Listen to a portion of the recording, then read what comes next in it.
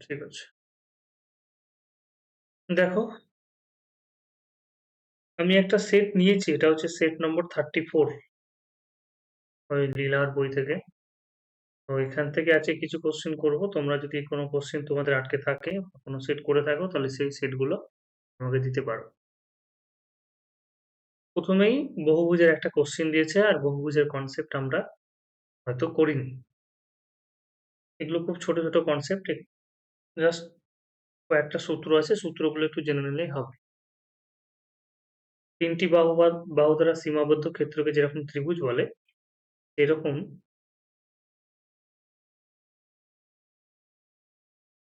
যার বাহু সংখ্যা তোমার বেশি থাকবে, এটা হচ্ছে কি 4টা থাকলে চতুর্ভুজ, 5টা থাকলে পঞ্চভুজ। বহুভুজ মানে যার বাহু সংখ্যা অনেকগুলো থাকবে, সেটাকে আমরা বহুভুজ বলবো। সেটা 8টা, 10টা, 12টা এরকম হতে পারে। ও আচ্ছা। হুম, তৈরি করে নিস।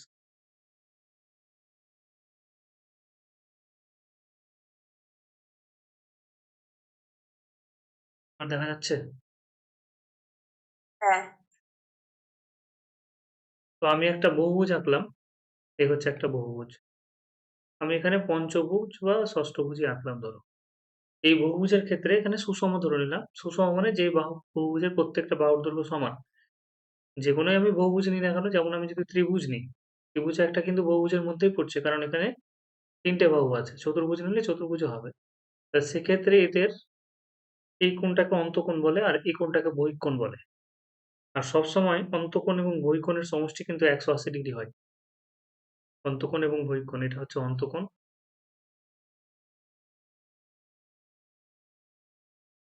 আর এটা হচ্ছে বহিঃকোণ। এই অন্তঃকোণ এবং বহিঃকোণের সমষ্টি সবসময় কিন্তু 180 ডিগ্রি হবে। আচ্ছা, এটা যদি x হয়, এটা যদি y হয়, তাহলে x প্লাস y সমান কত হচ্ছে? 180 ডিগ্রি। এবার এখানে বেশ কিছু সূত্র আছে অন্তঃকোণ বের করার, বহিঃকোণ বের করার, বাহু সংখ্যা বের করার। এবার একটা জিনিস মনে রাখবে, এখানে কয়েকটা জিনিস লিখছি যে অন্তঃকোণের পরিমাপ আমরা কিভাবে করব। অন্তঃকোণ, অন্তঃকোণের পরিমাপের সূত্র সেটা হচ্ছে n-2 ইন্টু 180 ডিগ্রি। এটা অন্তঃকোণের সূত্র।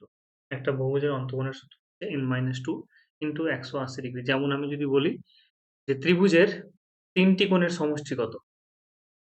আচ্ছা, অন্তঃকোণগুলির সমষ্টি, অন্তঃকোণগুলির সমষ্টি, অন্তঃকোণগুলির সমষ্টি,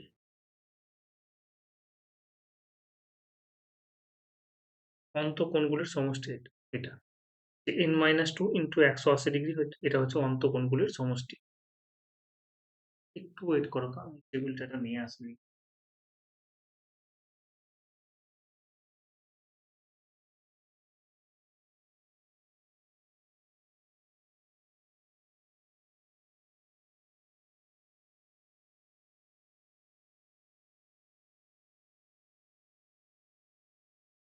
এখানে সব অঙ্ক আমরা করবো না।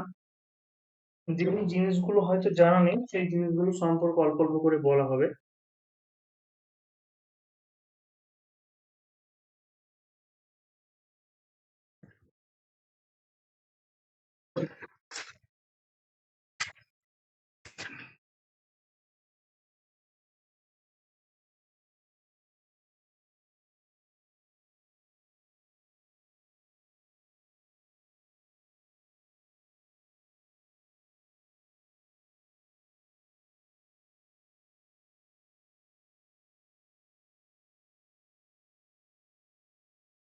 আচ্ছা, এখানে যেটা বলেছে যে অন্তঃকোণগুলির সমষ্টির কথা আমি বলবো।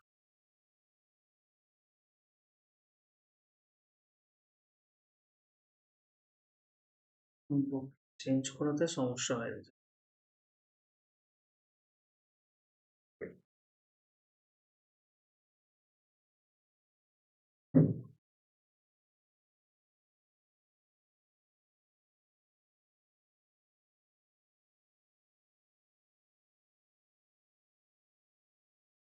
আচ্ছা, অন্তঃকোণগুলির সমষ্টি বললাম, সেটা হচ্ছে n-2 ইন্টু 180 ডিগ্রি। যেমন ত্রিভুজের ক্ষেত্রে n এর মান কত? n মানে হচ্ছে বাহু সংখ্যা। n মানে হলো, n সমান হচ্ছে বাহু সংখ্যা, যতগুলো বাহু আছে। তাহলে ত্রিভুজের ক্ষেত্রে কি হয়ে যাবে? n এর জায়গাতে আমরা 3 বসাবো। ত্রিভুজের ক্ষেত্রে ৩ টে কোণের সমষ্টি কত হবে? অন্তঃকোণের সমষ্টি, তাহলে 3 - 2 × 180 ডিগ্রি মানে হচ্ছে 1 × 180 ডিগ্রি মানে হয়ে গেল তোমার 180। ত্রিভুজের ৩ টি কোণের সমষ্টি। একই রকমভাবে চতুর্ভুজের ৪ টি কোণের সমষ্টি কত হয়ে যাবে? 4 - 2 × 180 ডিগ্রি মানে তোমার ৩৬০ ডিগ্রি হবে। তাহলে পঞ্চভুজের ক্ষেত্রেও তাই হবে। এবার যদি আমি বলি যে একটি অন্তঃকোণের একটি অন্তঃকোণ একটি অন্তঃকোণের কথা যদি বলি তাহলে কি করব? n - 2 × 180 degree divided by n, এটা একটি কোণ, একটি অন্তঃকোণ, একটি অন্তঃকোণ, এটা হয়ে গেল।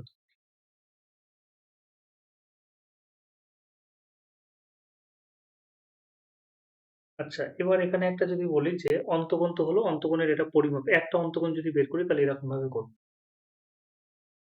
আর বহিঃকোণ প্লাস, আচ্ছা অন্তঃকোণ তুমি যদি পেয়ে যাও তাহলে তো বহিঃকোণ পেয়ে যাবে। যেমন আমি যদি বলি একটা ত্রিভুজের এটা যদি অন্তঃকোণ 30 ডিগ্রি হয় তাহলে বহিঃকোণ আমি কি পেয়ে যাব?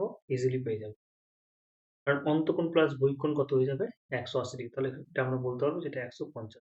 এবার আরেকটা সূত্র আছে, যে সূত্রটা আমাকে জানতে হবে, যে বাহু সংখ্যা, বাহু সংখ্যা, তো একটা জিনিস লেখাই হলো না, যে অন্তঃকোণ প্লাস বহিঃকোণ, অন্তঃকোণ প্লাস বহিঃকোণ এই দুটো কোণের সমষ্টি হচ্ছে 360 ডিগ্রি। আমার যেটুকু মনে আছে সেটুকু বলছি, আরো এখানে কিন্তু মানে অনেকগুলো সূত্র আছে। বাহু সংখ্যা সমান হচ্ছে গিয়ে 360 ডিগ্রি বাই n, এটা হচ্ছে বাহু সংখ্যার সূত্র। বাহু সংখ্যা সমান হচ্ছে 360 ডিগ্রি বাই n। এখানে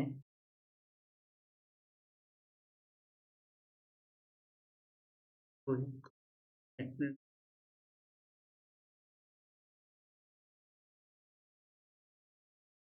ঠিক আছে, এই তিনটে সূত্র দিয়ে দেখি এখানে এই কোশ্চেনটা কি বলেছে, কতভাবে আমরা করতে পারবো। যে একটি সুষম বহুভুজের অন্তঃকোণ ও বহিঃকোণের অনুপাত আমাকে বলে দিয়েছে। তাহলে সুষম সুষম বহুভুজের অন্তঃকোণ এবং বহিঃকোণ বলে দিয়েছে। তাহলে একটু আগে বললাম যে অন্তঃকোণ এবং বহিঃকোণের সমষ্টি কত হবে? 180 ডিগ্রি হবে। 71 আমি করছি, যে অন্তঃকোণ এবং বহিঃকোণের সমষ্টি 180 ডিগ্রি। তার মানে একটা যদি অন্তঃকোণ 7x হয়, বহিঃকোণ আমি x ধরলাম, এদের সমষ্টি কত হয়ে যাবে? 180 ডিগ্রি। তার মানে 8x সমান হচ্ছে 180।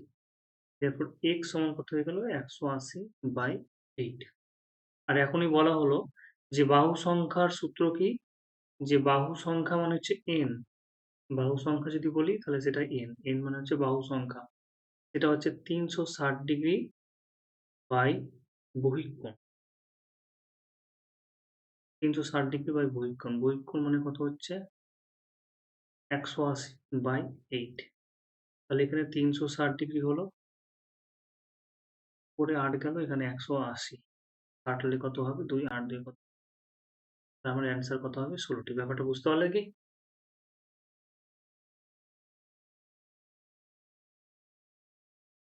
হ্যাঁ, হুম,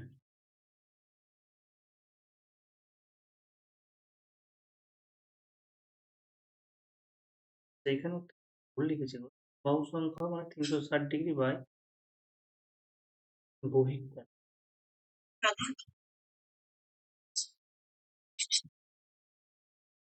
এটাও ভুল লিখেছি, এটা 180 ডিগ্রি হবে, একটু আগে বললাম না।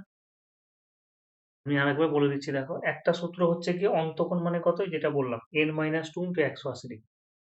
2 নম্বর সূত্র বললাম একটি অন্তঃকোণ, এটা যদি n সংখ্যক অন্তঃকোণের n সংখ্যক যদি বহুভুজ মানে n সংখ্যক যদি বাহু থাকে তাহলে অন্তঃকোণগুলোর সমষ্টি কত হবে? n - 2 × 180 degree. তাহলে একটা অন্তঃকোণ কত হবে? n - 2 × 180, তাকে আমরা কি করব? n দিয়ে ভাগ করব। কারণ এটা n সংখ্যক বাহু বিশিষ্ট অন্তঃকোণগুলির সমষ্টি ছিল, তাহলে একটার ক্ষেত্রে আমাকে n দিয়ে ভাগ করতে হবে। ৩ নম্বর সূত্র বললাম যে অন্তঃকোণ এবং বহিঃকোণের সমষ্টি কত হবে? 180 ডিগ্রি, যে কনসেপ্টটা দিয়ে এখন করলাম। ৪ নম্বর আমি বললাম যে বাহু সংখ্যা মানে কি? বাহু সংখ্যা মানে যে 360 ডিগ্রি বাই বহিঃকোণ। এটা এরকমও লেখা যায় যে বহিঃকোণ, ৫ নম্বর তুমি এরকমও লিখতে পারো যে বহিঃকোণ, বহিঃকোণ মানে বাইরের যেটা কোণ সেটা হচ্ছে 360 ডিগ্রি বাই বাহু সংখ্যা। এখানে বাহু সংখ্যাকে আমরা n দিয়ে বললাম। n মানে কি? n মানে হচ্ছে বাহু সংখ্যা। আগেই বলে দিয়েছি। n মানে হচ্ছে কি? বাহু সংখ্যা। তাহলে এই কটা সূত্র আছে। আরো কিছু সূত্র করা যায়। তো এই কটা সূত্র জানা থাকলে মোটামুটি হয়ে যাবে তখন। হয়েছে? ১ম কনসেপ্টটা। আমি অন্যভাবেও করার চেষ্টা করব। অন্যভাবে কি? যে এইভাবে তো হয়ে গেল। অনেক সময় নাও হতে পারে। মানে অন্তঃকোণ প্লাস বহিঃকোণ দিয়ে এইভাবে হয়ে গেল। এখানে কোণের ব্যাপারটা বলে দিয়েছে। যে অন্তঃকোণ এবং বহিঃকোণের যোগফল আমরা জানি ১৮০ ডিগ্রি। এখান থেকে x এর মান বের করলাম। বাহু সংখ্যা মানে ৩৬০ ডিগ্রি বাই হচ্ছে গিয়ে বহিঃকোণ। বহিঃকোণ মানে কত? x এর মানটা হচ্ছে বহিঃকোণ। কারণ আমাকে অন্তঃকোণ এবং বহিঃকোণ বলেছে তো 7:1, তাহলে অন্তঃকোণ আমি 7x ধরতে পারবো, বহিঃকোণ আমি x ধরতে পারবো। তাহলে বহিঃকোণ দিয়ে আমি ভাগ করে দিলাম, তাহলে বাহু সংখ্যা পেয়ে গেলাম। কিন্তু আমি যদি এরকম ভাবে করি,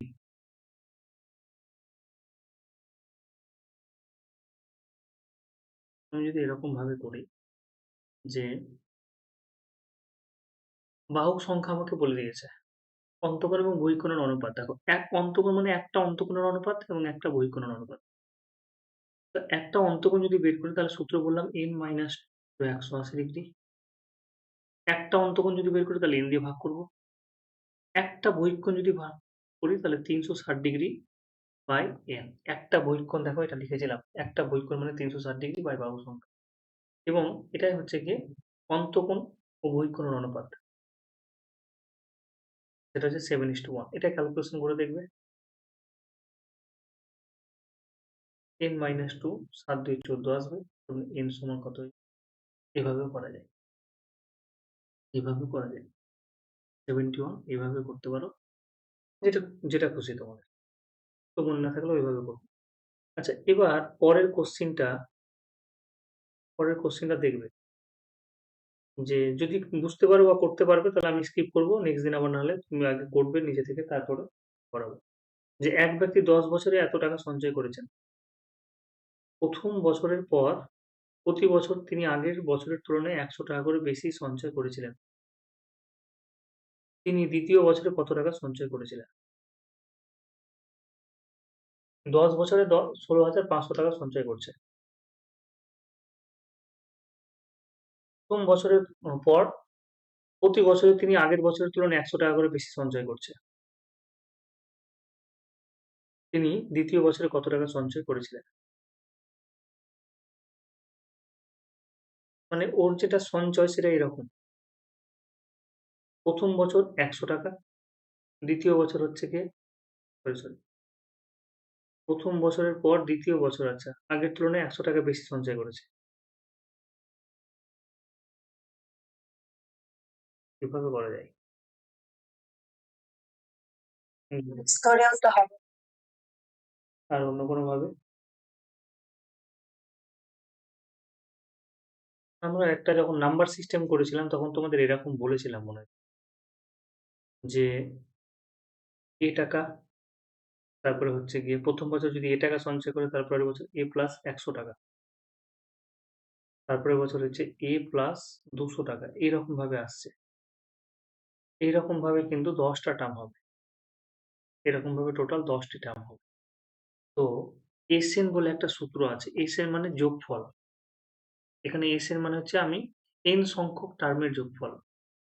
এটা সমান্তর প্রকৃতিতে আছে। সমান্তর প্রকৃতি মানে কি দেখো, যে একটা পদ থেকে আরেকটা পদের অন্তর তুমি যদি বের করো তাহলে সেক্ষেত্রে ১০০ পাবে।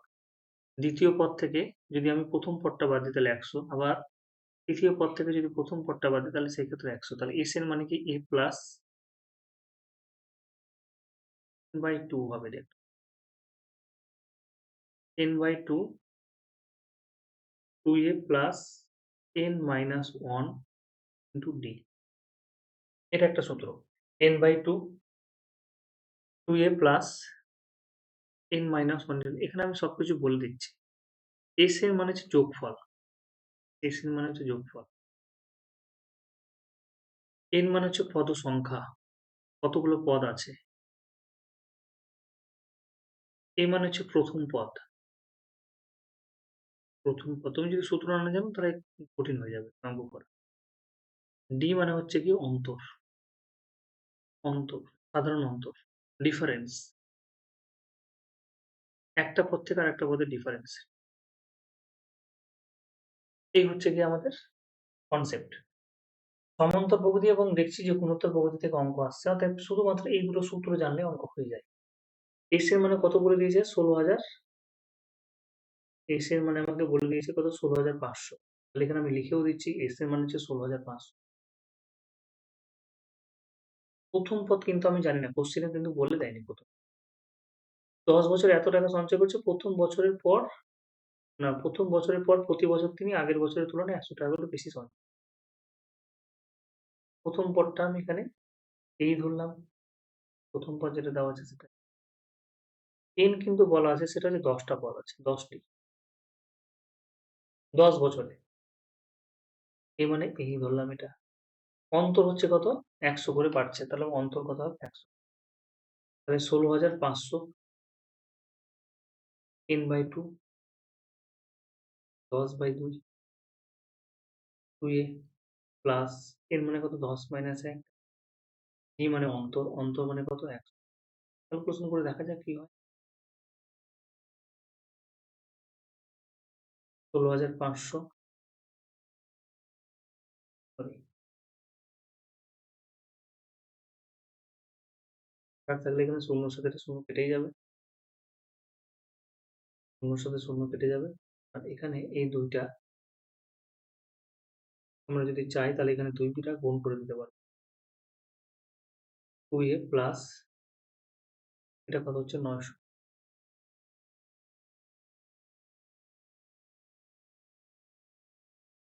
2a সমান কত হচ্ছে? 16×2 32 মানে 3300 মাইনাস 900 2400। তাহলে এ মানে কত হচ্ছে? 1200। ঠিক আছে, এ মানে কত পেলাম? 1200। এই যদি 1200 টাকা পেয়ে যায় তাহলে দ্বিতীয় বছর কত টাকা সঞ্চয় করে বলতে পারবে? বেশি। তাহলে দ্বিতীয় বছর কত হয়ে যাবে? এটা তো প্রথম বছর, এই প্লাস 100 মানে 1300 টাকা। ব্যাস। এবার এই সূত্রটা না জানা থাকলে আবার তোমার কঠিন হয়ে যাবে। ঠিক আছে? আচ্ছা, এখানে যখন সমান্তর প্রকৃতি করলাম তখন এর সাথে সাথে আমি তোমাদের আরেকটা সূত্র বলে দিই। এখানে এসএন এর আরেকটা সূত্র আছে। এসএন সমান এরকম হয়, n/2 e প্লাস এল। এ মানে হচ্ছে প্রথম পদ, এল মানে হচ্ছে গিয়ে অন্তিম পদ, শেষ পদ।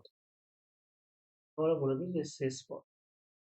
এই সূত্রটা কিন্তু এখানে শেষ পদটা কত হবে সেটা আমাকে ক্যালকুলেশন করতে হবে। ঠিক আছে? এখানে আমি মুখে মুখে করতে আমাকে লিখতে হবে এরকম। 8 বার 10 বার লিখতে হবে। তো এটা না লেখার থেকে আমি এরকম ভাবে সূত্র দিয়ে করে নিলাম। কারণ এখানে সবকিছু মান দেওয়া আছে। এটা একটা সূত্র দিয়ে হয়। আরেকটা হচ্ছে n তম পদ tn। n তম পদ tn মানে হচ্ছে কি কত? a plus n minus 1 into t। এর মানে কি? n তম পদ। তুমি যদি না জানো তখন করতে পারবে। এটা n তম পদ অনেক সময় বের করতে হবে। n তম পদ। তাহলে আপাতত এই 3টে সূত্র আমরা জানি। এই 3টে সূত্র জানলে মোটামুটি কাজ হয়ে যাবে। tn সমান a plus n minus into d। এ মানে প্রথম পদ, এর মানে হচ্ছে পদ সংখ্যা, d মানে হচ্ছে সাধারণ অঙ্ক। এগুলো সব প্রমাণ করা যায় সূত্র। আচ্ছা, এরপরে আরেকটা প্রগতি আছে তোমাদের কোশ্চেন। তাহলে প্রগতির সময় বলবো, তখনই সুবিধা। এবার পরের কোশ্চেনটা দেখো কি বলেছে।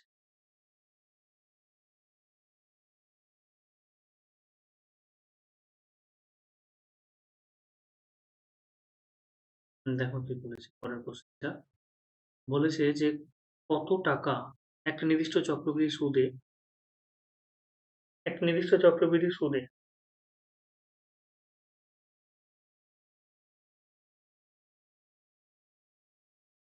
এখানে একটা জিনিস ভুল আছে। এখানে একটা জিনিস ভুল আছে যে কত টাকা একটা নির্দিষ্ট চক্রবৃদ্ধি সুদে বা কিছু টাকা, কত টাকা নির্দিষ্ট চক্রবৃদ্ধি সুদে 3 বছরে, এটা ও বছরের উপর আছে, তো এটা 3 বছর হবে। 3 বছরের সুদে আসলে এত টাকা এবং 6 বছরে এত টাকা হবে। তাহলে কত টাকা একটা নির্দিষ্ট চক্রবৃদ্ধি সুদে 3 বছরে তোমার সুদে আসলে এত হয়ে যাবে। তার মানে একটা টাকা পি ছিল, সেই টাকাটা 3 বছরে কি হয়ে গেল? সুদে আসলে 6690। তুমি ধরতে পারছো কিনা দেখো যে আমরা যেই টাইপে করেছি তার মধ্যে আছে কিনা। ৩ বছর এটা, ৬ বছর হচ্ছে কি এটা। ১০,০৩৫। তাহলে বলো কনসেপ্টটা কেমন করে করেছিলাম? কিছু মনে পড়ছে?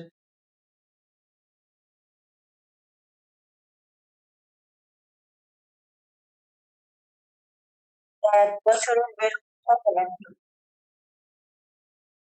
আমরা একটা জিনিস বলেছিলাম যে একটা চক্রবৃদ্ধি সুদে কি হয় যে অ্যামাউন্ট একটা নির্দিষ্ট গুণে বাড়ে। একটা নির্দিষ্ট গুণে বাড়ে। ধরে নাও ৳১০০ নিয়েছো, রেট অফ ইন্টারেস্ট হচ্ছে 10%, তাহলে ৳১১০ হলো। চক্রবৃদ্ধি সুদের হারের কথা বলছি। এটা ১ বছর পরে এটা হবে। ২ বছর পরে আবার ১ বছর পরে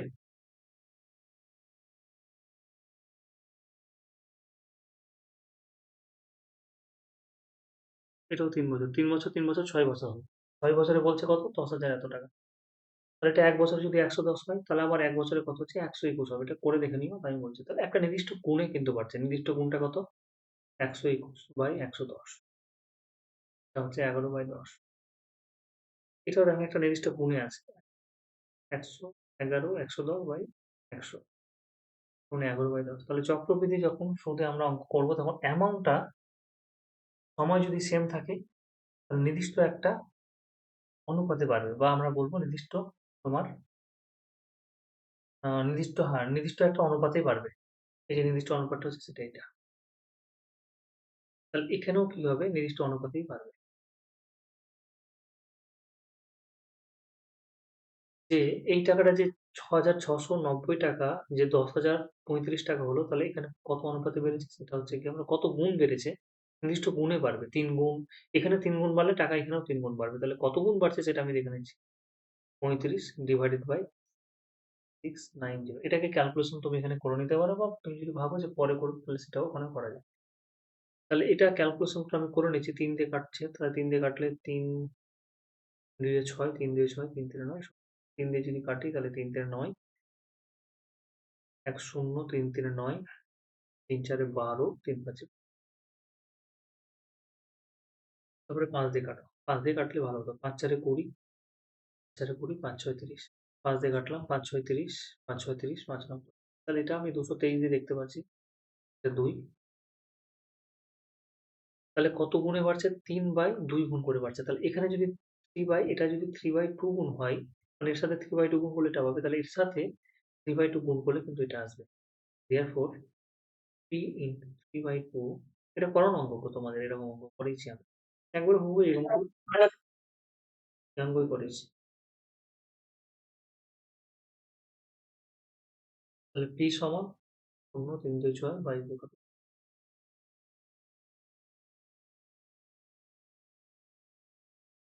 এরপরে কি বলেছে?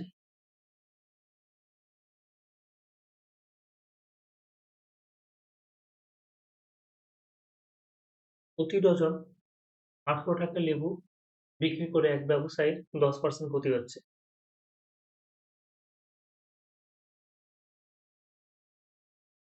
তাহলে 10% লাভ করতে গেলে প্রতি ডজন লেবু কত দামে বিক্রি করতে হবে?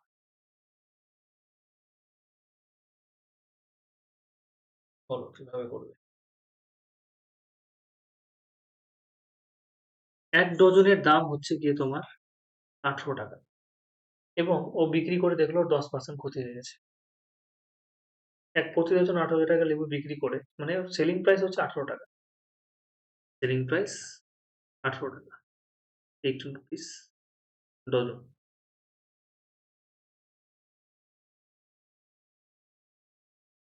ডজনের দাম তোমার কি হচ্ছে? ৳১৮। তাহলে এই যে আমি 10% ক্ষতি করলাম, আমার লস কত হচ্ছে? 10%। ২ ভাবে করা যায়, কিন্তু আমার আমার পদ্ধতিতে আমি করতে পারলাম না। ঠিক আছে?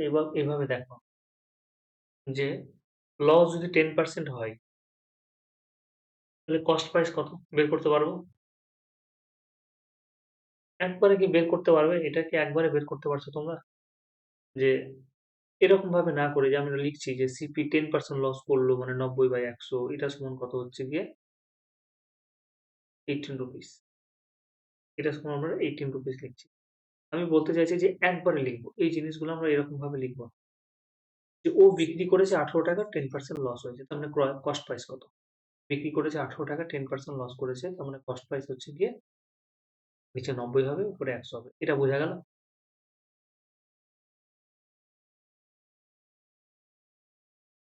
হ্যাঁ, তাহলে এই যে এটা কস্ট প্রাইস, এই জিনিসটাকে কস্ট প্রাইস হয়ে গেল। ও কি করতে চাইছে? 10% লাভ করতে চাইছে। তাহলে 10% যদি লাভ করতে হয় তাহলে 110/100। এবার এটা সেকেন্ড প্রাইস করবে। তো সেকেন্ড দাম কেটে গেল। ব্যাস, একটা লাইনে হবে, 11/22।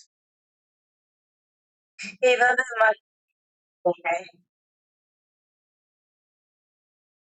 তাহলে ওরকম ভাবে করবে। ওইটাও প্র্যাকটিস করতে করতে চলে আসবে। একই অঙ্ক তুমি যখন 4 বার করবে তখন চলে আসবে।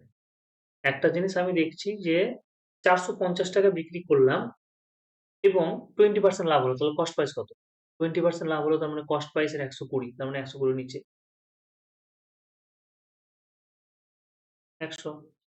একটা একটা ঘড়ি 450 টাকা বিক্রি করলাম, 60% ক্ষতি হয়ে গেল। 60% ক্ষতি মানে নিচে কত? 40। লাভ লস যা হবে না নিচে লিখবে। 60% ক্ষতি মানে কি হচ্ছে? দেখো, লাভ হলে নিচে 120, কস্ট প্রাইস বের করার জন্য। এখানে ক্ষতি হচ্ছে, তাহলে 40 করে 100। এরকম ভাবে করলে আস্তে আস্তে হয়ে যাবে। আচ্ছা, এরপরে কি বলেছে দেখো। ওই যে পরে পার্সেন্ট লাভ আছে, নিচে লিখলাম না কেন? এটা তো আমি কস্ট প্রাইস বের করলাম, এটা তো কস্ট প্রাইস। এবার তুমি আচ্ছা, কস্ট প্রাইস এর উপরে তো লাভ লস করবে। ও বলছে যে এবার 10% লাভ করতে হলে তাকে প্রতি ডজন লেবু কত টাকা দামে বিক্রি করবে। সেই জন্য 110 করলাম। যা ঠিক কিছু আছে। করবো কস্ট প্রাইস করে তো করবো। আচ্ছা, তারপরটা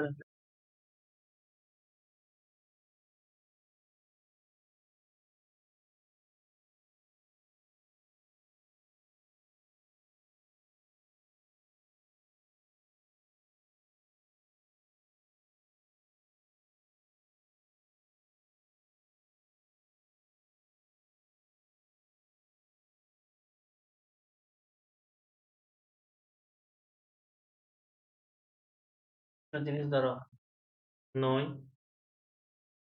110, 90, 18। আর এইভাবে করা যায়। আমি এইটাই খুঁজছিলাম যে এইভাবে আমি তখন মাথায় আসেনি, আর অঙ্কগুলো আমি দেখছিলাম তো। এখানে কি বলেছে, আমি একটা জিনিস তোমাদের বলেছিলাম দেখো, যে যদি কেনাকাটায় একই মানে কিনছি অথবা বিক্রি করছি এবং সেক্ষেত্রে আমার আহ, টাকার পরিমাণটা সেম। এখানে প্রতি ডজন আছে, প্রতি ডজন কিনছি 18 টাকায়, আবার প্রতি ডজন কত টাকায় বিক্রি করবো। এই যে দেখো, জিনিসটা সেম। প্রতি ডজন আমি কত টাকায় কিনছি আর প্রতি ডজন আমি কত টাকায় বিক্রি করছি। তাহলে কেনাকাটা যদি সেম জিনিসের মধ্যে, সেম অ্যামাউন্টের মধ্যে থাকে, বা আহ, এরকম যদি থাকে যে টাকায় টাকায় 18টি আমি কমলা লেবু কিনলাম এবং টাকায় কতগুলো কমলা লেবু আমি বিক্রি করবো, যার জন্য 10% পাবো। তোমাদের এই টাইপ আমি করেইছি অঙ্ক। তাহলে এখানে প্রতি ডজন 18 টাকায় কিনলাম আর প্রতি ডজন আমি কত টাকায় বিক্রি করবো, যার জন্য আমার 10% লাভ হবে। তাহলে প্রথম ক্ষেত্রে 10% ক্ষতি করেছি, 10% ক্ষতি করেছি। এটা প্রাইস। প্রথম ক্ষেত্রে 10% ক্ষতি করেছি, দ্বিতীয় ক্ষেত্রে আমি 10% লাভ করতে চাইছি, তাহলে 110। তাহলে কি হলো? 9:11। এই 9 রিপ্রেজেন্ট করছে হচ্ছে 18 টাকাকে প্রথম ক্ষেত্রে। 10% ক্ষতিতে বিক্রি করেছি, 9 রিপ্রেজেন্ট করছে 18 টাকা। তাহলে ভ্যালু কত হলো? 2। তাহলে 11 রিপ্রেজেন্ট করবে কত? 22। বোঝা গেল? হ্যাঁ, এইভাবে কিছু অঙ্ক আমরা করেছি, দেখবে। প্রফিট অ্যান্ড লসের একটা টাইপ ছিল এটা। বেশ, তাহলে পরের কোশ্চিনটা এবার। যে একটি লাইট পোস্ট রং করতে প্রথম ফুটে 10, আচ্ছা, প্রথম ফুটে 10 টাকা। ভালো কোশ্চেন, এরকমও দেয় এটা। একটা ট্যাক্সি দিয়ে অনেক সময় দেয়। ট্যাক্সির ক্ষেত্রে পার্টিকুলার একটা ডিস্টেন্স, তুমি ট্যাক্সিতে উঠলেই ও তুমি যত মিটারই যাও না কেন, প্রথমে একটা পার্টিকুলার ডিস্টেন্স এত টাকা ভাড়া নেবে। তাহলে এখানে ওরা বলেছে একটি লাইট পোস্ট রং করতে প্রথম ফুটে হচ্ছে গিয়ে 1 ফুট রং করা মানে 10 টাকা লাগবে। বাদ বাকি হচ্ছে গিয়ে তোমার 2 টাকা করে খরচ পড়ছে। তাহলে বাদ বাকি হচ্ছে গিয়ে কত? প্রথমটা হচ্ছে 1 ফুটের জন্য 10 টাকা পড়ে গেল। 1 ফুটের জন্য 10 রুপিস পড়ে গেল। বাদবাকি কত ফুট থাকলো? সেটা হচ্ছে 49 ফুট। এবং প্রত্যেকটা ফুটে কত করে খরচ? ৳2 করে খরচ। ব্যাস হয়ে গেল টোটাল এক্সপেন্ডিচার ৳10 আর এখানে হচ্ছে ৯ দুই ১৮ 98 কি করলাম গো? ৪৯ ইন্টু ২ ডিরেক্টর ৳2 অতিরিক্ত বললাম। নেই। প্রতি ফুটে অতিরিক্ত ৳2 করে। দাঁড়াও তো, ৳10 তাহলে তো অনেক বেশি হয়ে যাবে। একটি লাইট পোস্ট অন করতে প্রতি ফুটে ৳10 এবং পরবর্তী প্রতি ফুটে অতিরিক্ত ৳2 খরচ।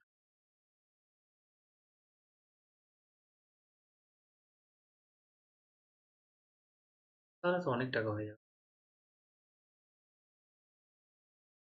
প্রথম ফুটে ৳10 এবং পরবর্তী প্রতি ফুটে প্রচুর হুম? ওরকম যদি হয় ওদের ভাষা অনুযায়ী যে প্রতি ১ম ফুটে হচ্ছে গিয়ে তোমার ৳10 কিন্তু পরবর্তী যদি ফুটগুলো আমরা হিসাব করি তাহলে ৳12 করে পড়ছে। তাহলে ১২ ইন্টু ৪৯ অনেক বেশি হয়ে যাচ্ছে না? হ্যাঁ, টোটালটা অনেক বেশি হচ্ছে। শেষ ফুট রং আচ্ছা, আচ্ছা ৫০ রুপির বছর শেষ ফুটের কথা বলেছে। তাহলে এরকম ভাবে এগোয়।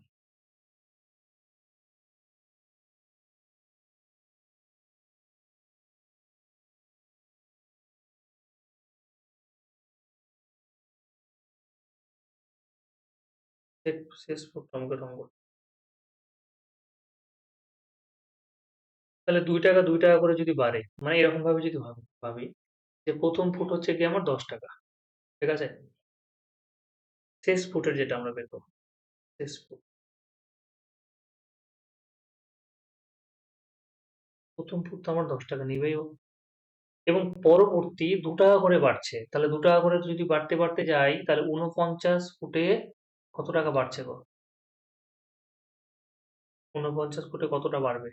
৳10 তো প্রথমে তো ৳10 পড়ছেই। তারপর ৪৯ ফুটে হচ্ছে গিয়ে 90 তার মানে শেষ ফুটে কত হয়ে গেল? ৳১০৮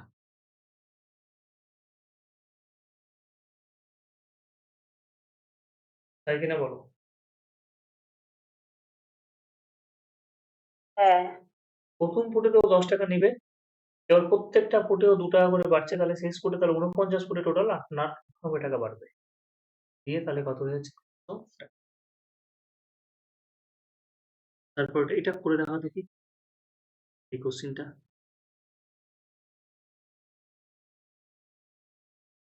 ১২.১২% সরল সুদের হারে কোনো আসল ২ বছরের চক্রবৃদ্ধি সুদ হয় এত টাকা। দেখি মনে আছে কিনা।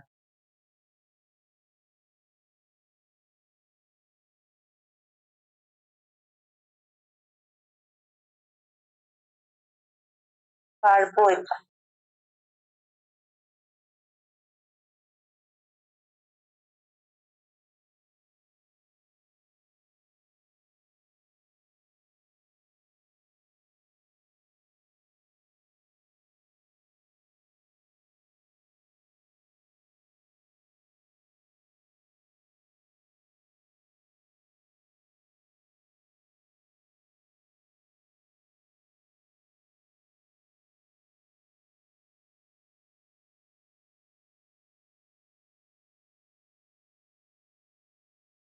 বুঝলে?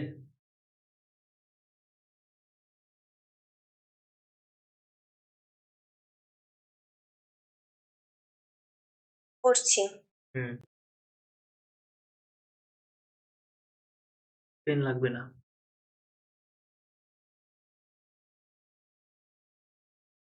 আর তো আছে এবার দেখো তোমার মনে পড়বে। ১২.১২% ১২.১২% দেখেই মনে হচ্ছে যে ১ এর ৮ হয়। ১ এর ৮ মানে ১২.১২%। তাহলে সেক্ষেত্রে প্রিন্সিপাল পি মানে কত? সরি। পি মানে কত? ২ বছর। পি হচ্ছে 2 ইয়ার। তাহলে পি মানে কত ধরবো বলেছিলাম? 80 মানে ৬৪। এবার ১ম বছর এটা, দ্বিতীয় বছর এটা। ১ম বছরের ক্ষেত্রে ১ এর ৮ মানে 8 দ্বিতীয় বছরের ক্ষেত্রে 1 এর হার দিয়ে ক্যালকুলেশন করেছিলাম 8 আবার 8 টাকার সুদ বের করেছিলাম 1 এর হার মানে কত হলো 1 তাহলে সেক্ষেত্রে আমরা বলবো সিআই কত বলবো সিআই কত গো 8 8 এর 16 একে কত 17 মানে কত 17 মানে কত দেওয়া আছে 510 একের ভ্যালু কত 70 এসআই মানে কত এসআই মানে হচ্ছে শুধুমাত্র উপরের গুলো 8 8 16 ষোলো মানে কত হয়ে গেল বলে হ্যাঁ এইবার তবু তো আমি করলাম কিন্তু এটা পেন লাগবে না এই অঙ্কে এমনি হবে তোমাদেরকে এও বলেছিলাম যে যদি রেট অফ ইন্টারেস্টের ফ্র্যাকশনে যদি ভগ্নাংশ যদি উপরে এক থাকে রেট অফ ইন্টারেস্টের ফ্র্যাকশনে ভগ্নাংশ যদি উপরে এক এক থাকে তাহলে সিআই বের করার জন্য পদ্ধতি বলেছিলাম 2 বছরের ক্ষেত্রে কি হবে যেটা আসছে নিচে তাকে 2 দিয়ে গুণ করো 3 বছর থাকলে 3 দিয়ে গুণ করবো 2 বছর থাকলে 2 দিয়ে গুণ করবো 8 দিয়ে 16 গেল এসআই তাহলে কত হবে এসআই কিছুই না 8 দিয়ে 16 এবার বলো 17 তো মুখে মুখে বের করা যায় 12 গুণে 1 এর 2% 17 মানে 510 1 মানে কত 30 16 মানে কত 480 ব্যাস ও করে দিয়ে চলে যাবে আমরা 3 মিনিট ধরে করবো যদি না জানি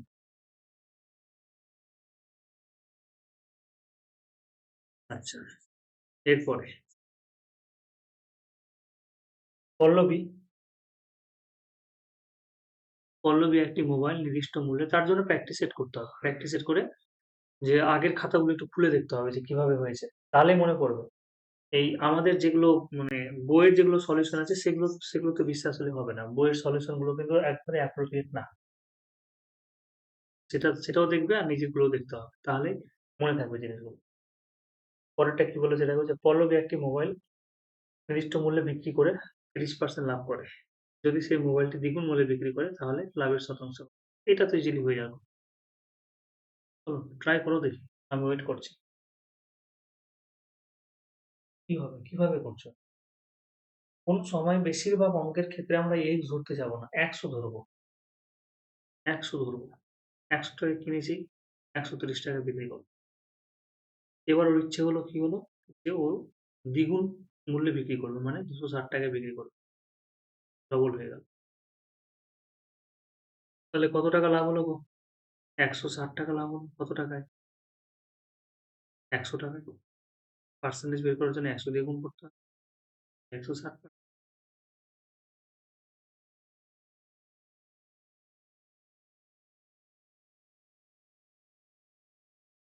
ঠিক আছে হ্যাঁ 78 এর কোশ্চিনটা ভালো লেগেছে যে সায়ন একটি মাসিক সেভিংস স্কিমে প্রতি মাসের প্রথম দিনে 100 টাকা করে জমা দিচ্ছে এইভাবে 1 বছর ধরে টাকা জমা করছেন যদি সরল সুদের হার বার্ষিক 6% হয়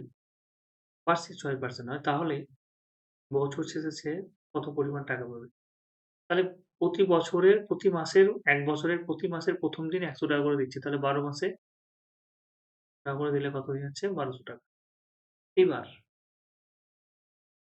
এবার কি হচ্ছে যে ওই যে 100 টাকা করে দিচ্ছে কারণ এখানে প্রতি মাসে তোমার কি হচ্ছে অ্যামাউন্ট প্রিন্সিপাল চেঞ্জ হয়ে যাচ্ছে প্রথম মাসে প্রিন্সিপাল ছিল 100 টাকা দ্বিতীয় মাসে প্রিন্সিপাল হয়ে যাচ্ছে 200 টাকা তৃতীয় মাসে প্রিন্সিপাল 300 টাকা এইরকম ভাবে প্রিন্সিপাল কিন্তু চেঞ্জ হচ্ছে এবং 12 মাসের যেটা হচ্ছে সেই মাসের ক্ষেত্রে প্রিন্সিপাল হয়ে যাচ্ছে 1200 টাকা তাহলে প্রিন্সিপাল তোমার 1200 টাকা আসছে কিন্তু এই যে প্রথমে 100 টাকার সুদ বের করবো 1 মাসে তারপরে 200 টাকার সুদ বের করবো 300 টাকার সুদ বের করবো এরকম ভাবে বের করতে হবে তাহলে আমরা কি করবো যে প্রথমে একটা মাসের সুদ বের করবো ব্যাস তাহলেই হবে এখানে আমরা লিখি, প্রথম মাসের সুদ বের করি first second third fourth fifth six seven eight 10 11 এখানে শর্টকাট কিন্তু খাটবে না এখানে তোমাকে করতেই হবে। একটা দুটো বের করার পরে তুমি বুঝতে পারবে যে কি, কি হতে পারে ডাটাগুলো। ১ম মাসের সুদ কতটা বের করি। ৳১০০ জমা দেওয়া হয়েছে। এই ৳১০০ সুদ বের করব। রেট অফ ইন্টারেস্ট হচ্ছে ৬ মাসের, এই ৬%। কি মানে হচ্ছে ১ মাস। ১ মাস মানে ১ এর ১২ আর ডিভাইডেড বাই কত? ১০০ কেটে গেল। ৬ দিয়ে হচ্ছে গিয়ে ৬ দিয়ে ১২ মানে হাফ টাকা। হাফ টাকা মানে ৳0.5। দ্বিতীয় মাসের ক্ষেত্রে কত হচ্ছে? দ্বিতীয় মাসের ক্ষেত্রে হয়ে যাবে তোমার, দ্বিতীয় মাসেরটা বের করছি। ৳২০০ হচ্ছে গিয়ে রেট অফ ইন্টারেস্ট হচ্ছে গিয়ে তোমার ৬%। ১ এর ১২ ডিভাইডেড বাই ১০০, ২। ৬ দিয়ে ১২, ১২ কেটে মানে এখানে কত হবে? ৳১। তাহলে বুঝতে পারলাম যে 0.5 করে বাড়বে। 1.5, 2, 2.5, 3, 0.5, 4 কত হলো? ১, ২, ৩, ৪, ৫, ৬, ৭, ৮, 4.5, 5, 6, 5.5, 5.5, 6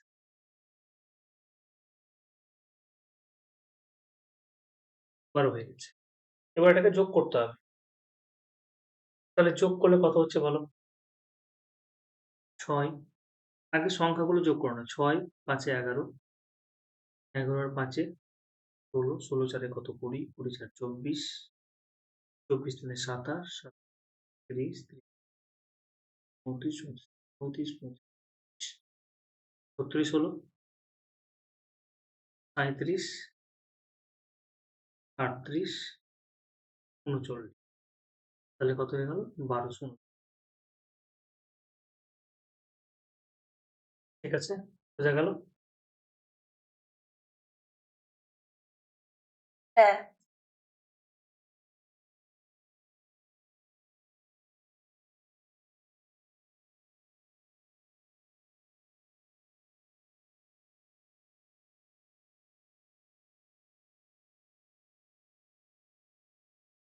চলো দেখো এটা দেখে বোঝা যাচ্ছে কিনা, এরকম টাইপ করেছি কিনা এই অঙ্কটা।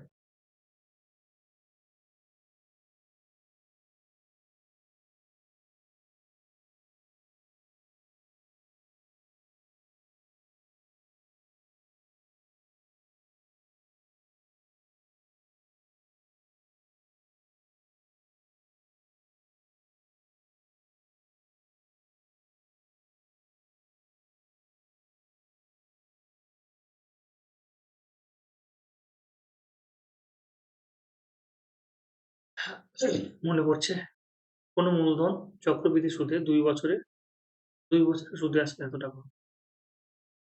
তার মানে p টাকা যদি থাকে, এই p টাকাটা ২ বছর পরে গিয়ে হয়ে গেল 5975, 5975 এবং এটা আবার ১ বছর পরে, ৩ বছরের সময়, 1 ইয়ার পরে কত হয়ে যাচ্ছে? 6214। তাহলে সুদের হার কত? সুদের হার বের করার খুব সুন্দর ট্রিক্স হচ্ছে যদি ১ বছরের গ্যাপ থাকে, তাহলে ওগুলোকে বের করে নাও। ডিফারেন্স বের করে নাও।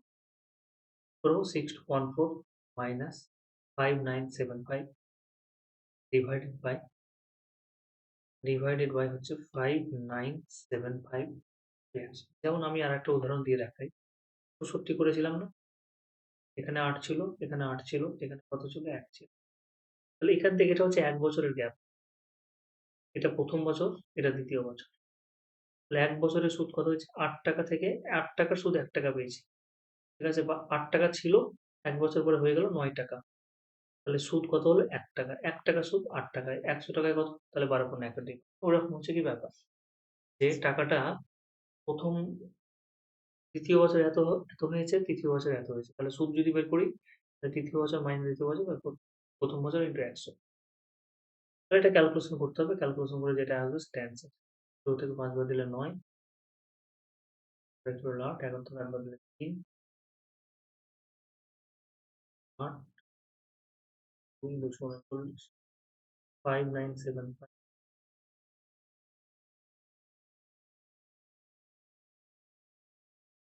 কি কাটো 5 5 নং 45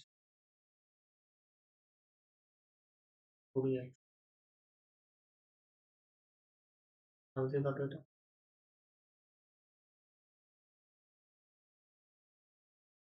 5 বার যাবে 5 বার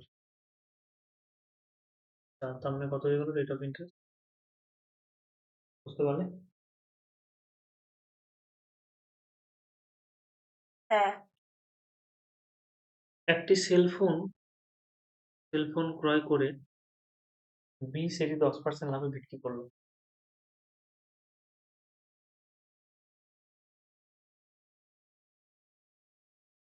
এই যদি 100 টাকায় কেনে তাহলে বি কে দিয়ে দিল 110 তার এখানে 10% লাভ বি আবার কি করলো একে 10% ক্ষতি করলো 10% ক্ষতি মানে কি 10% লোকসান করলো মানে কত টাকা বিক্রি করলো বলো 10% যদি লোকসান করে তাহলে কত টাকা ও কত টাকায় বিক্রি করলো এখানে 110 টাকা ছিল 10% লোকসান করলো 90 বাই 90 99 টাকা দিয়ে দিল এই তাহলে এখানে 10% লাভ করেছে আর এখানে 10 টাকা আমি যদি বলি এখানে 10 টাকা লাভ করেছে আর এখানে কেনার সময় আবার 1 টাকা কম দামে পাচ্ছে বিক্রি করার সময় 10 টাকা পেয়েছে কেনার সময় আবার 1 টাকা পেল 1 টাকা লাভ করলো তাহলে ওভারঅল 10 প্লাস 1 11% কি করছে ও লাভ যখন বিক্রি করছে তখন 10% লাভ যখন কিনছে তখন আবার 1% লাভ হচ্ছে ওর 100 টাকায় জিনিস ও 99 টাকায় পাচ্ছে তাহলে 1% তো লাভ হলো ওর। তাহলে ওভারঅল 11% হলো পরের কোশ্চেনটা করিয়েছি তাই না পারবে করতে আশা করি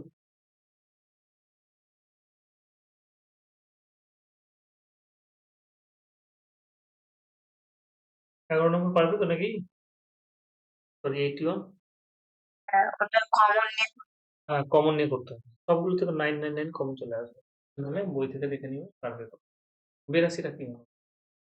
কিভাবে করা যায়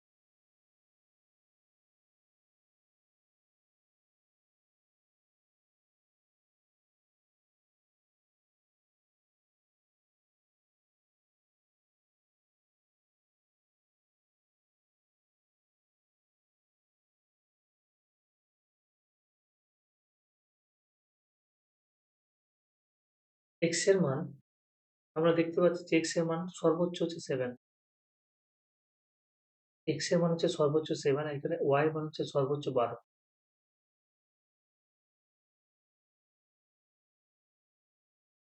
কি এমন করবো যাতে সর্বাধিক মান পাওয়া যাবে তার মানে ওয়াই মাইনাস এক্স করছে ওয়াই মাইনাস এক্স তার মানে ওয়াই এর ভ্যালু তো আমি 12 পাচ্ছি ম্যাক্সিমাম ভ্যালু 12 পাচ্ছি তাহলে এক্স এর কোন মানটা নিবো যাতে আমি ম্যাক্সিমাম মান পাই যাবে মাইনাস বুঝি হ্যাঁ বলো 7 হবে কি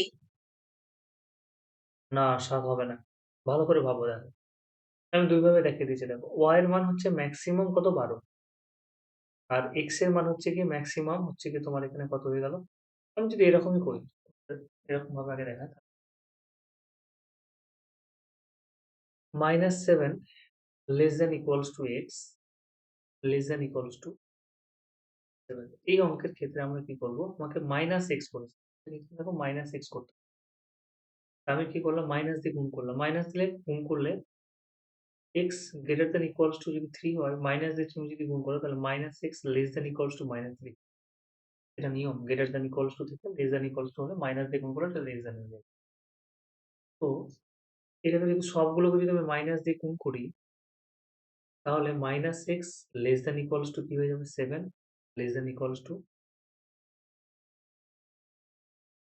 গ্রেটার দ্যান ইকুয়ালস টু -7 -7 ও শিখে যাবে -7 +7 হয়ে যাবে +7 তো মাইনাস দেখো বুঝতে পারলে কিনা এক্স এক্স কি আছে আমি এটা ভেঙে লিখি তাহলে হয়তো ক্লিয়ার হবে ভেঙে দিই। প্রথমটায় কি হচ্ছে যে প্রথমটায় আমরা যদি বলি x greater than equals to -7 আর এখানে x less than equals to 7 আমি বললাম মাইনাস দিয়ে গুণ করছি। তাহলে মাইনাস দিয়ে গুণ করা মানে এটা কি হয়ে গেল? মাইনাস দিয়ে গুণ করা মানে এটা কি হয়ে গেল? গ্রেটার দ্যান -7 তার মানে এটাকে লিখবো কি করে? তাহলে এটা হয়ে গেল -x less than equals to 7 আর greater than equals to minus. এখান থেকে ডিরেক্টলি লেখার নিয়ম এই 7 টা এখানে চলে যাবে, এই -7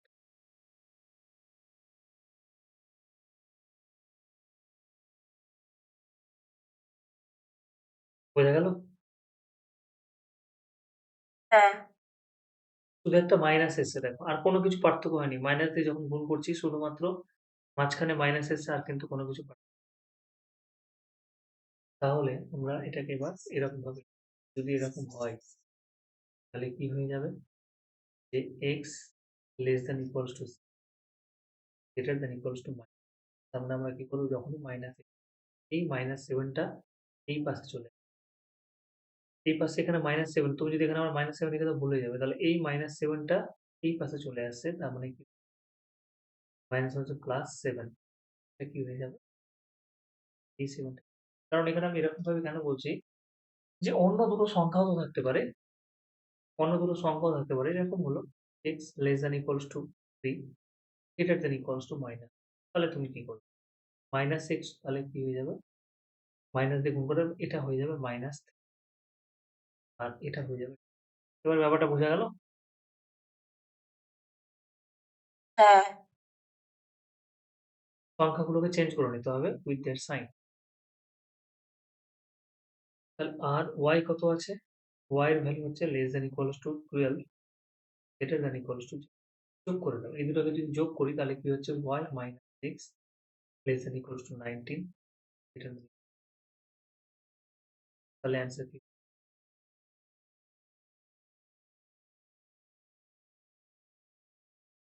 ঠিক আছে?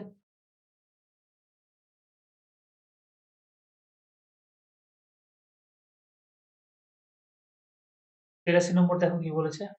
p এর মান কত হবে? p এর মান কত?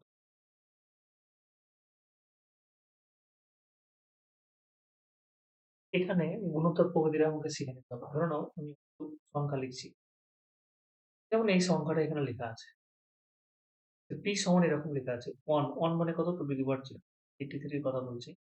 1 মানে টু দি পাওয়ার 0 তারপরে হচ্ছে টু দি পাওয়ার 1 তারপরে টু দি পাওয়ার 2 তারপরে হচ্ছে কি এরকম ভাবে কতগুলো পদ আছে বলো তো? টোটাল কতগুলো পদ আছে? কতগুলো টার্ম আছে?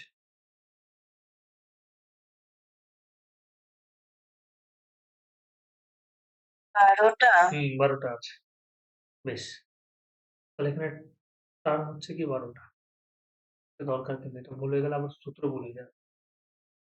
আচ্ছা এখানে বিয়োগ করে কি সেম হচ্ছে দেখো তো? প্রথম পদটা হচ্ছে 2 দ্বিতীয় পদটা হচ্ছে কি প্রথম পদটা হচ্ছে 1 বিয়োগ করে কি সেম হচ্ছে? প্রথমটা হচ্ছে 1 এটা হচ্ছে 2 তারপরটা হচ্ছে 4 দেখো 2 থেকে 1 বাদ দিলে 1 4 থেকে 2 বাদ দিলে 2 এখানে ডিফারেন্স করলে কিন্তু সেম হচ্ছে না। ডিফারেন্স করে যদি সেম হয় তাহলে এটা সমান্তর প্রকৃতি। কিন্তু যদি ভাগ করে সেম হয় তাহলে এটা গুণোত্তর। যেমন 1 এর পরে 2, 2 এর পরে 4, 4 এর পরে 8 তুমি 8 কে 4 দিয়ে ভাগ করো 2 4 কে 2 দিয়ে ভাগ করো 2 2 কে 1 দিয়ে ভাগ করো 2 হবে। তাহলে এটা হচ্ছে গুণোত্তর প্রকৃতি। গুণোত্তর প্রকৃতির সূত্র আছে কিন্তু। সূত্রটা কি? SN এর সূত্র। A r to the power n minus 1 divided by r minus তাহলে এখানে অবশ্যই কিন্তু r গ্রেটার দ্যান r এর value r greater than 1 r greater than 1 কেন? কারণ r এর ভ্যালু 1 থেকে বড় তাহলে নেগেটিভে চলে আসবে। আবার SN এর ভ্যালু আরেকটা হচ্ছে a 1 minus r to the power n 1 minus r তখন এটা r লেস দ্যান তখন এটা সূত্র। এখানে r এর ভ্যালু হচ্ছে গিয়ে এখানে যেটা আমরা অঙ্ক করছি সেই অঙ্কে কিন্তু r এর ভ্যালু গ্রেটার দ্যান 1 কারণ r মানে কত? r মানে হচ্ছে 2/1 টু দি পাওয়ার 0 মানে 1 তার মানে কত হয়ে গেল 2 এটা গ্রেটার দ্যান 1 তাহলে SN আমরা যদি বের করি কত হবে? a মানে প্রথম পদ মানে two the power 0 two the পাওয়ার 0 মানে 1 r to the power n two the power 12 n মানে 12 টা পদ আছে n সমান হচ্ছে 12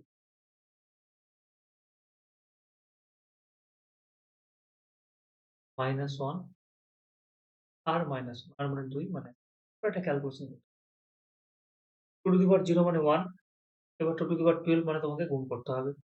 আর নিচেও কত আসবে? 2 দিয়ে 4, 4 দুই 8, 8 দুই 16, 16 দুই 32, 32 54, 56 দিয়ে 512, 512 দিয়ে 1024 একটা জিনিস মনে রাখবে যে 2^10 হচ্ছে এটা মুখস্থ রাখলে সুবিধা হয়। 1024 2^10 মানে হচ্ছে 1024 2^11 মানে কত? 20 2^12 মানে কত? 40 96 40 96 তাহলে কত হয়ে গেল অ্যান্সার আমাদের? এস এর মানে কত হয়ে গেল? এ মানে হচ্ছে গিয়ে তোমার এ মানে হচ্ছে গিয়ে 1 উপরে তো 1 নিচে 1 40 96 মাইনাস 1 এই যে 8^n -1/,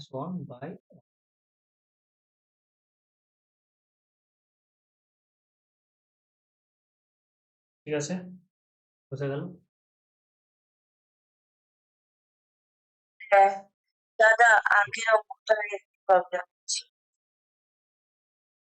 তারপর ও এই অঙ্কটা ওই যে হ্যাঁ হ্যাঁ 82 last তো ওখানে কি ওই y এর প্রতি না y এর ওখানে না। যেটা মাইনাস যেটা মাইনাস থাকবে সেটাকে মাইনাস করে নেব। ঠিক আছে? তাহলে তোমার সুবিধা হবে। যেটা মাইনাস থাকবে মানে -7 লেস দ্যান ইকুয়াল x 7 আছে। আর y less than equals two 12 less than equals two কত আছে তোমার? এখানে x টা মাইনাসে আছে। দেখো এখানে এখানে যখন y মাইনাস x বের করতে বলছে তো x টা মাইনাসে আছে। x টা মাইনাসে আছে সেইজন্য আমরা কি করলাম? এটাকে মাইনাস দিয়ে গুণ করলাম। তো মাইনাস দিয়ে গুণ করলে আমি কি বললাম? যে এই পাশের ভ্যালুটা কি হয়ে যাবে? এখানে চলে আসবে। মাইনাস দিয়ে গুণ করে। তাহলে মাইনাস দিয়ে গুণ করলে কত হচ্ছে দেখো? -7 হচ্ছে। তাহলে -7 এখানে লিখলাম। -x হলো। আর এই পাশে যেটা মাইনাস দিয়ে গুণ করলাম, -1 প্লাস হয়ে গেল সেটা এই পাশে এখানে চেঞ্জ হচ্ছে না, এখানে একই রকম হচ্ছে। এটাই পার্থক্য। আমি তোমাকে একটা এক্সাম্পল দিলাম যে যদি -2 less than equals two x greater than equals two sorry greater than equals two x -2 এর থেকে যদি x বড় হয় আবার x যদি 3 এর থেকে ছোট হয় তাহলে এখানে কি করব? মাইনাস দিয়ে গুণ করলে -3 হলো। -3 টা এই পাশে লিখলাম। -x less than equals two -1 এটা হবে। একই রকমভাবে সেটা করলাম। যেখানে মাইনাস দিয়ে গুণ করছি মানে এটা কত হয়ে গেল? -7 এখানে চলে আসবে। আর এটা এখানে চলে আসবে গুণ করে। মাইনাস দিয়ে গুণ করে যেটা হবে সেটা। যেমন এখানে হ্যাঁ এতটা এটা হবে। আর এখানে y এর সাথে কি করলাম? যোগ করে দিলাম। এই যে y আছে এইখানে y আর এখানে এটা মাইনাস যোগ করে দিলাম। যোগ করা মানে কত হয়ে গেল? y minus. এটা যোগ করা মানে এগুলোকে যোগ করতে হবে। 12 আর সাথে কত? 0 আর -7 হবে। তাহলে এটা হচ্ছে 19 সর্বাধিক মান। বড় মানটা নিতে হবে তাহলে এটা হচ্ছে। আচ্ছা যাই হোক এরপরের অঙ্কগুলো করো। আমি এরপরের দিন আরেকটা সেট নিয়ে আসবো এর আগের সেটটা। যতগুলো পারছো এবার করো। এগুলো আশা করি এবার বাকি অঙ্কগুলো একটু সহজ, সহজ আছে। আমরা উদাহরণগুলো দেখব। মোটামুটি সহজই আছে বাকি অঙ্ক। তেমন কোনো যেটা অসুবিধা হবে আমাকে বলবে আমি পরে করাবো। ঠিক আছে তাহলে? হ্যাঁ আর হলো যে ওটা record হ্যাঁ, দিয়ে দিয়েছি দেখো। আমি ওটা ক্লাস করানোর আগেই বসিয়ে দিয়েছি। আর ওই 25 নাম্বার ঠিক আছে। কোনটা গো? তোমার জেরক্স প্রশ্ন।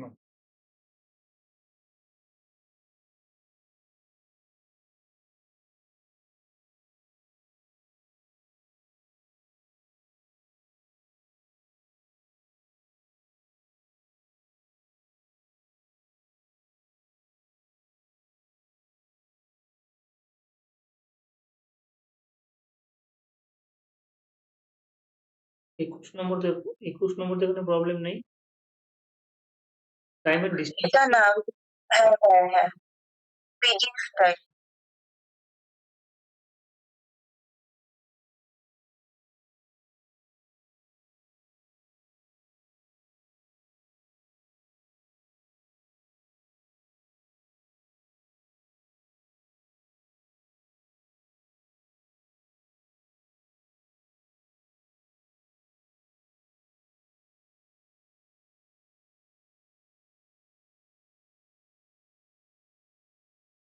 মানে ডিস্টেন্সটা ধরবো। তো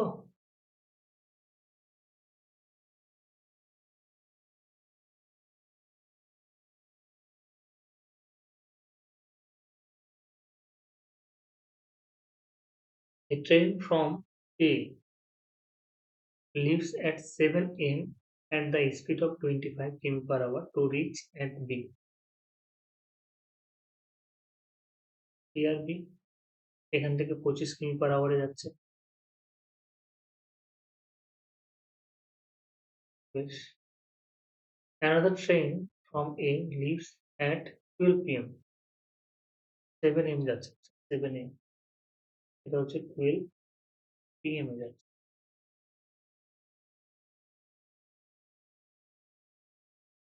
আচ্ছা এর স্পিড হচ্ছে 35 কিমি। আচ্ছা এখানে ডিস্টেন্সটা কি ধরবে? ডিস্টেন্সটা এক কাজ করো 25 এবং 35 এর এলসিএম ধরে নাও। Find the time at which they will meet. 25 এবং 35 এর আমাকে যদি কোনো কিছু না দিয়ে দেয় তাহলে ডিসটেন্সটা আমরা তাই করব যে এলসিএম ডিসটেন্স মানে কি এলসিএম অফ 25 35 কত হবে গো?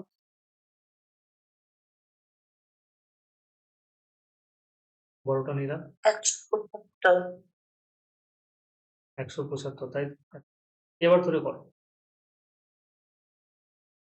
এর তবে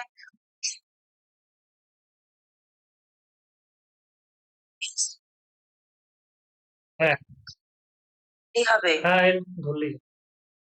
কোনো সমস্যা নেই। হয় টাইমে ধরবো না হয় স্পিডে ধরবো। হুম আচ্ছা। এটা ধরে করো দেখো কি হচ্ছে।